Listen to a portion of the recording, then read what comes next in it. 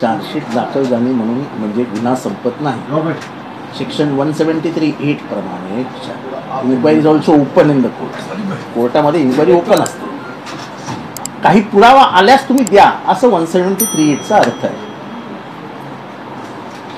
ह्याच्यातलं महत्त्वाचं काय तर FIR मध्ये एका माणसाचं नाव कुटुंबियांनी दिलेलं आहे. पहिला आरोपी जो पकडला गेला त्यांनीच सांगितलं ह्याच माणसाने आम्हाला सुपारी दिली होती आणि तसं परिपत्रक उत्तर प्रदेश पोलिसांनी काढलं.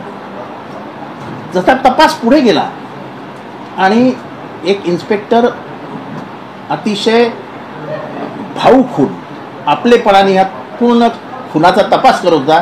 त्याची एका रात्रीत बदली करण्यात आली. त्या बदलीच्या मागे कोण होतं, त्याची राजकीय बदली झाली, कोणाकोणाचे फोन आले होते आम्हाला सगळं माहिती.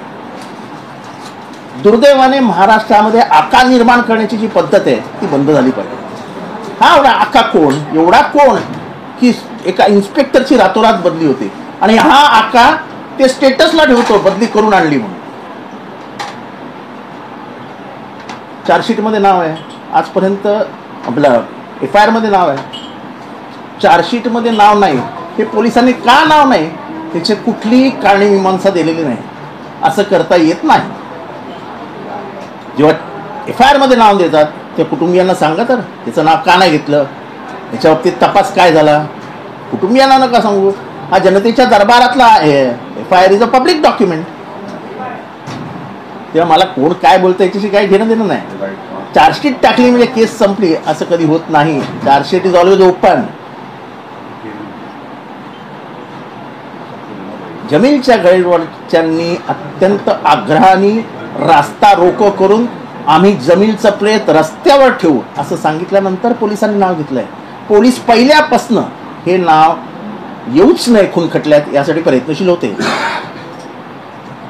कसं बसं हे नाव आलं, हे नाव आल्यानंतर हे नाव कसं बाहेर काढता येईल याच्यासाठी पोलिसांनी जंगजंग पछाडले. पण आता चार्जशीट गेल्यानंतर चार्जशीटमध्ये हे नाव नाही तर का नाही हा प्रश्न आहे.